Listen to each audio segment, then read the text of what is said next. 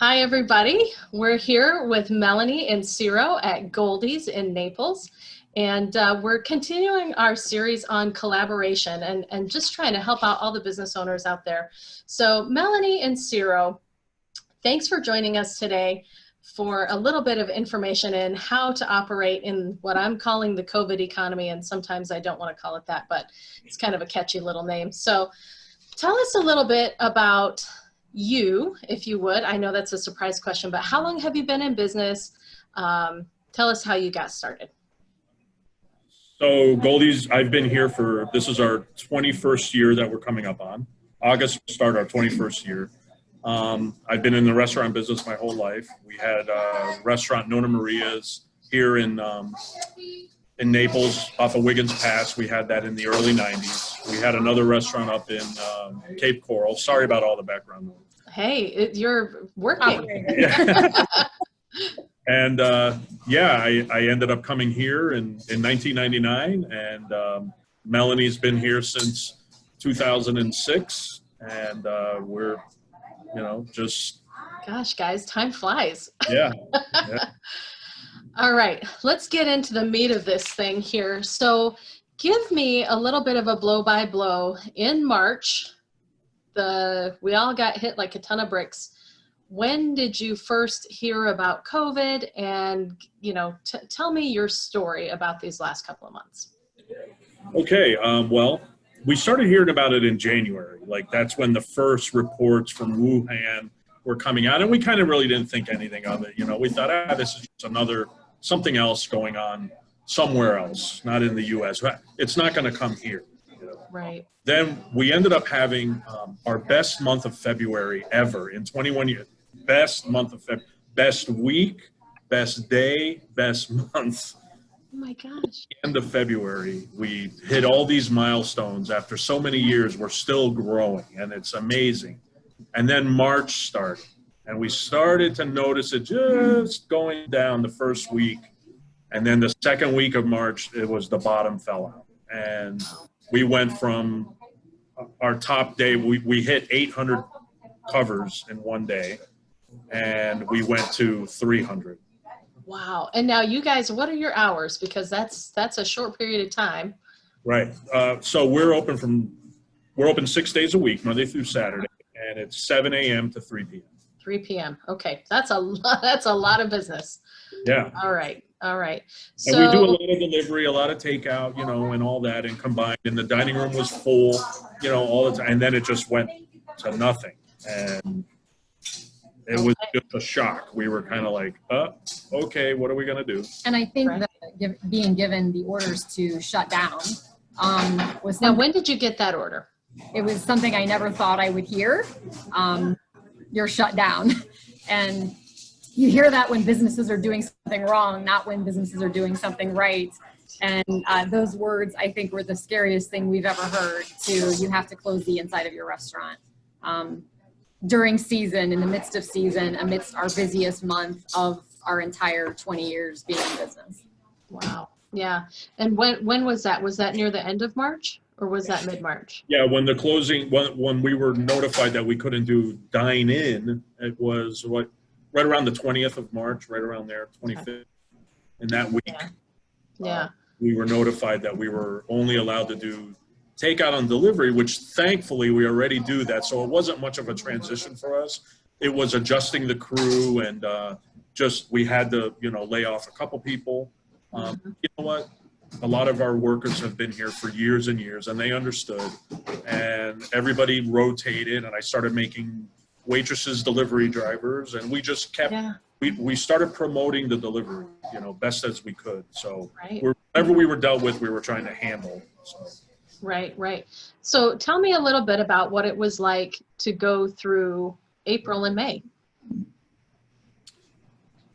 Well, so then everything started with the PPP and the EIDL loans and all the money. So we're starting applying for all these different help and stuff like that. And in her business as well, she was doing that. So it was just kind of, we were feeding ourselves with whatever information we could.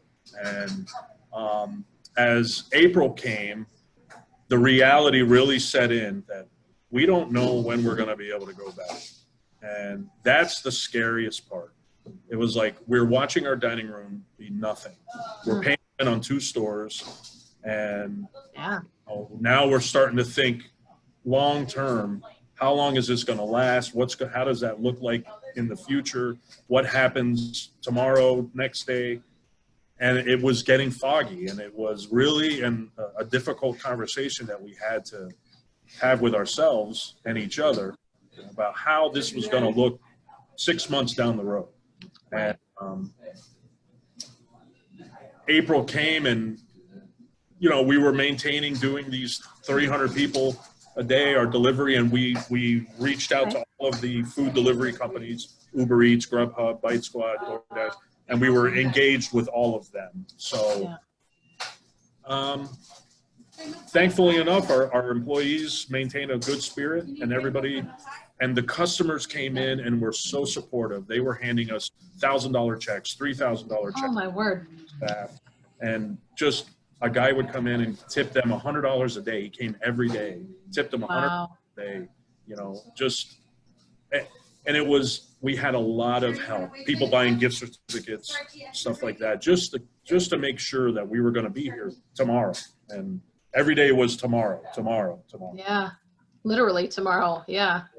Right. That's really special. I don't think that probably every restaurant experienced that, or have you heard more stories like that? We've heard a few. I know some of them were publicized for the large kind of donations to one waitress or multiple waitresses. Ours weren't really wanting to come forward on it. They just kind of wanted to be incognito, and they just give thanks for the majority of our staff have been here 10, 15 years.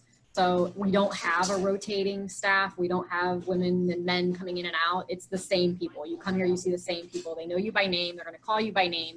They're probably going to tell you what you're going to order and all the specialties with it. So, and I think people just wanted to show their gratitude, and it was just, let's keep it quiet, but this is what I want to do for you guys. And but yeah, we know what was going on around town at a few places, but we chose to not post it out there just out of respect for the people who were donating. Sure.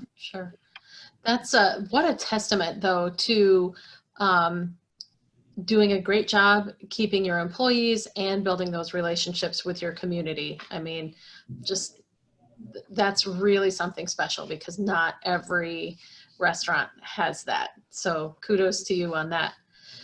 Fast forward to today, what's going on now? How have you adapted? What's changed, and is it working? We have little hand sanitizers on every table. We're actively disinfecting every day after, we close at 3, which we're fortunate because we close at 3, so we can take the time to do those type of things. Yeah. The waitresses are wearing masks. Everybody's doing what they're supposed to be doing.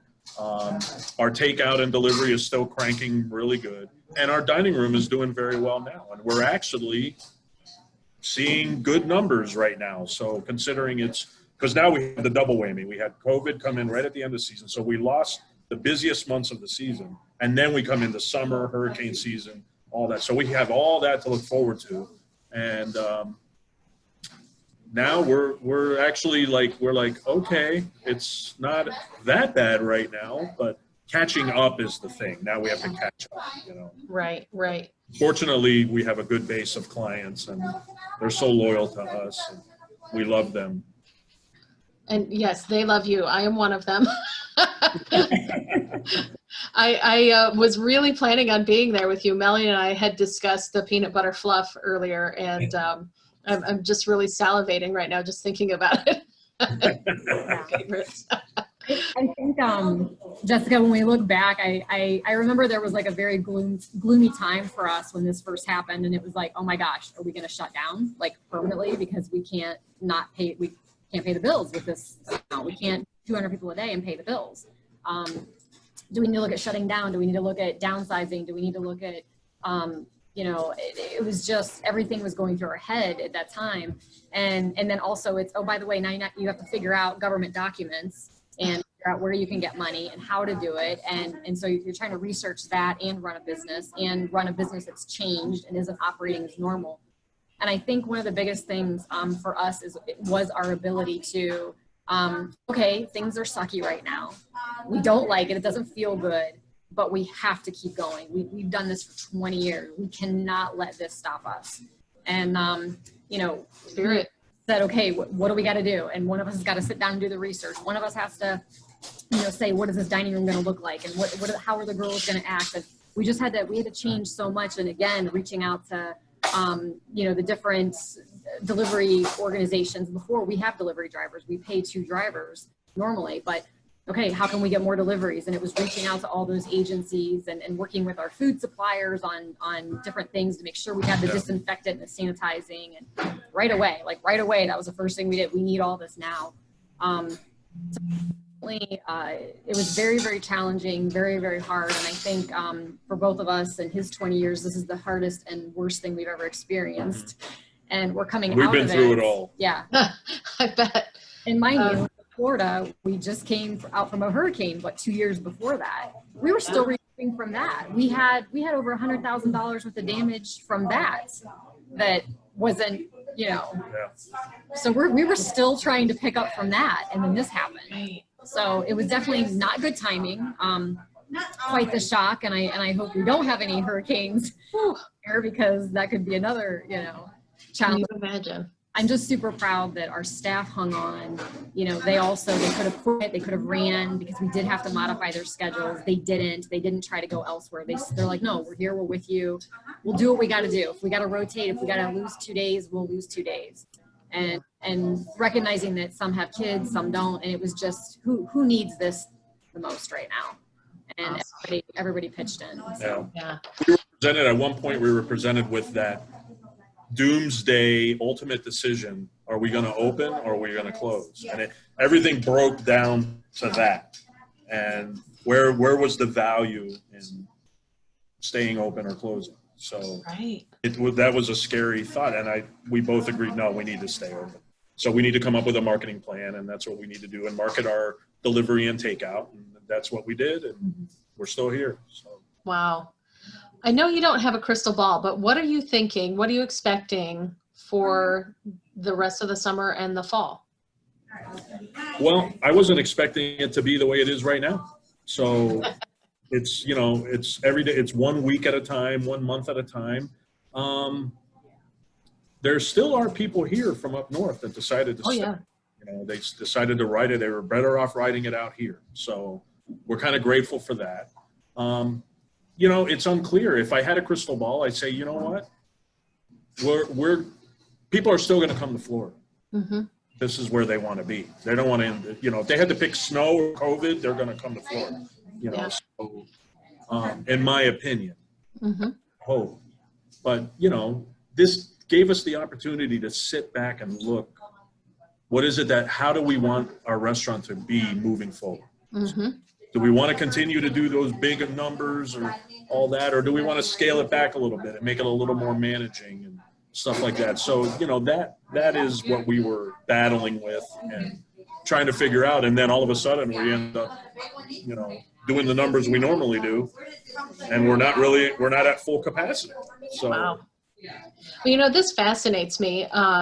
One of the things that I love about small business owners is this mental toughness that you're talking about, and part of your success right now sounds like it basically comes down to resilience and flexibility, you know, being a little bit creative and just that spirit within you that it's like, never say die. We're going to do this. But it sounds like you also had some resources in place. You know, you were getting information that you needed.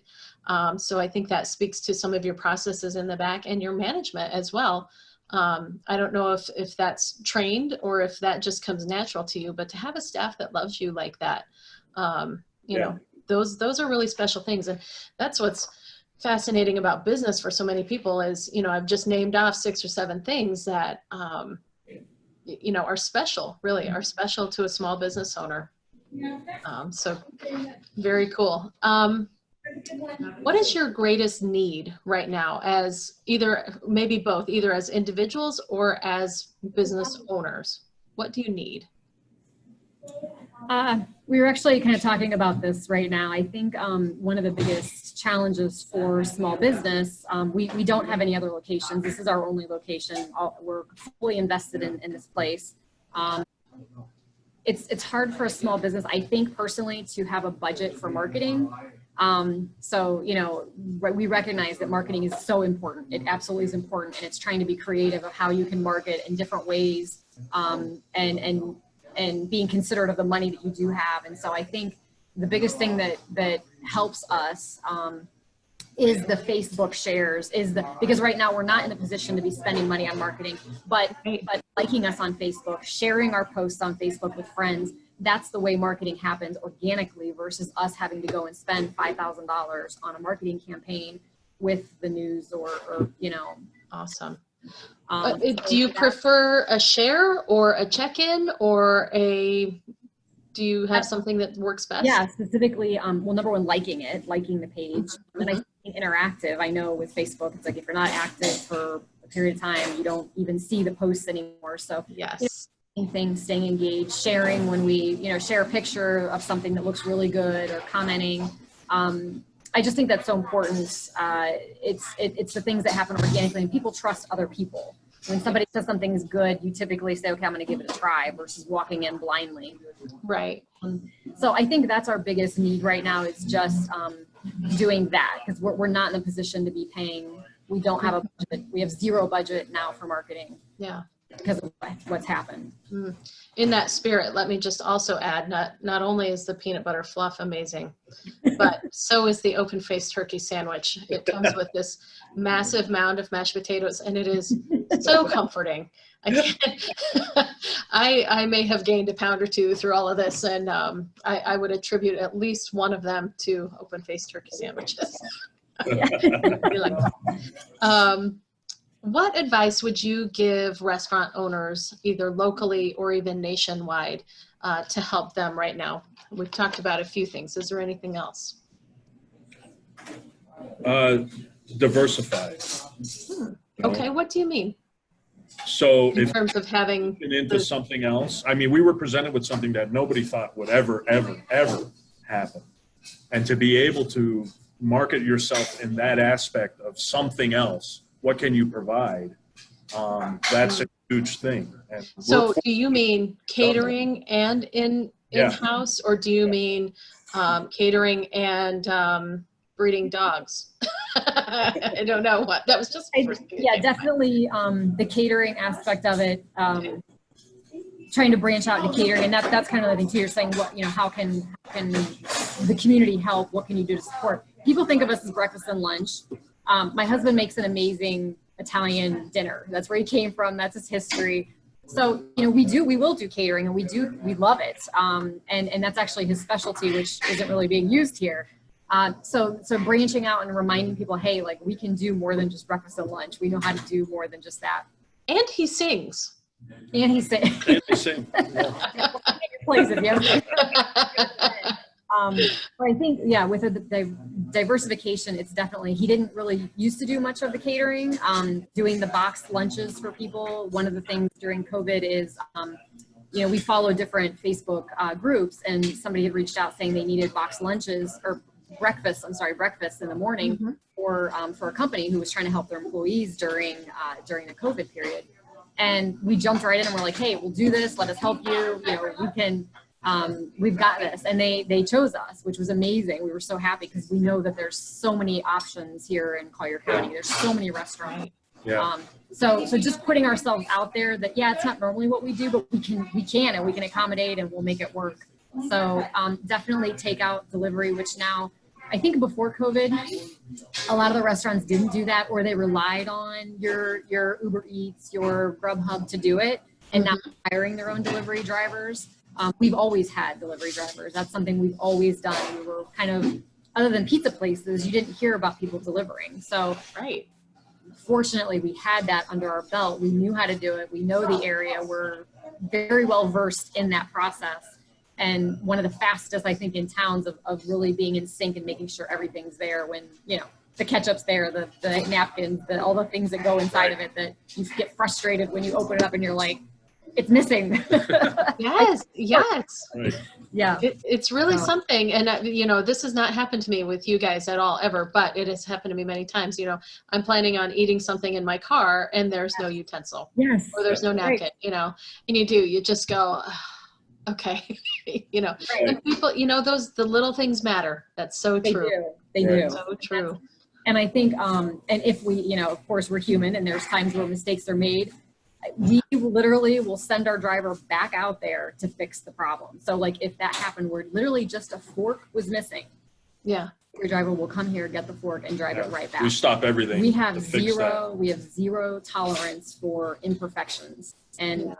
that's something that a lot of places are like, you know what, we're busy. We don't have time to drop off a fork, but we're going to drop off a fork because we're not losing you over a dumb mistake. You know what I mean? Yes, yes. I love that about you guys. I've only ever in my entire history had one little issue, and I picked up my peanut butter cookie later is what ended up happening. But that's so smart because people really do. They hold on to those little things. And they will remember that forever. I was once told that people will share a negative experience between 12 and 20 times, and they will share a positive experience 3 to 5 times. Right. And it has to be really good to be shared. Yeah. Right. So, the little things matter there. Right. As we wrap up, what else do you want people to know about you, about the restaurant business, or about Goldie's? What else? Well, one of the things I just want to share during this time, and I know, everybody's experiencing it in some way. We've all had to alter our lifestyles. We're all constantly cleaning and disinfecting, and we've had to change. We've had to rearrange things in here. And we're doing our absolute best to make sure we're following the guidelines in the health department. And, we have inspections and we pass them, but it's just, sometimes people don't understand why we're doing what we're doing. They may not see some things behind the scenes that we're doing. Okay. And I think it's just being respectful of sometimes when you don't know the whole truth, be careful when you speak because it can damage restaurants. And they may have seen something from their perception. And in fact, that's actually not the case. There was so much more going on behind the scenes that was done or that is being done that maybe somebody doesn't see. So I just say, probably on behalf of all restaurants, being considerate right now. And yes, they absolutely should be held accountable for their food 100%. But it's everything else. Just we're working so hard and everybody's trying to get into this new normal or whatever you want to call it. And, of course, bring it to the restaurant's attention. That's our first thing is if you have a problem with us, please call us, please email us, please ask for the owners. Don't blast it all over Facebook and tell everybody how horrible the experience was when maybe we had one person who had a really bad day or something was off that we had no idea happened. And so I think Facebook can be your friend and it can also be your worst enemy. So true. For people who love to give feedback, which we love feedback, we absolutely love it. We've changed so many things because of feedback. So we absolutely love it and support it. It's just being careful that sometimes the whole story is not there. And there's things behind the scenes that you may not even have known about, that could have caused that whatever to happen. So I just say, reach out to the owners, reach out to the managers, contact them directly and speak to them and say, this is unacceptable. Why did this happen? And then let us figure it out and get it fixed before it goes to the 50,000 or whatever negative comments that get shared. So true. Yeah. Anything else, guys? I just, on a personal level, I feel sad for the restaurants that have really, really suffered through this. I mean, we are all, we're competitors, but we're also, empower each other in one way or another. Yeah. And this is a devastating thing. And that's why, like what Melanie was just saying, the restaurants are trying their best. And it's, the big corporations and stuff, corporate run places that are here, they have a lot of backing behind them. They have a lot of marketing strategies and stuff like that can help them through. It's the small places like us and a lot of these other ones that just opened like right when this was starting. I mean, I can only imagine how hard and the sleepless nights that they have, you know, and just, you know, just for everybody to be patient. And, you know, we'll be back to some type of a normal, you know, and we'll do whatever we have to do to keep chugging along. Awesome. Well, I hope you guys know that here in our office, we love you and we admire you. And, you know, we just want to be as much of an encouragement to you. And like you said, everybody else in the business as much as we can. You know, there's definitely a truth to the statement that we're in this together. And whatever we can do to help, you know, let us know too. And I'm so impressed with you guys. You know, just the way you operate and your resilience. So kudos to you. Thank you. Thank you, Jessica. We love you too. Oh. All right, guys, we're going to close up. What's that? And your family. Oh, thank you. Yes. We're going to close out for today. We'll share this interview all over the place and, you know, be well. Thank you. Thank you. Take care. Have a great day. Bye.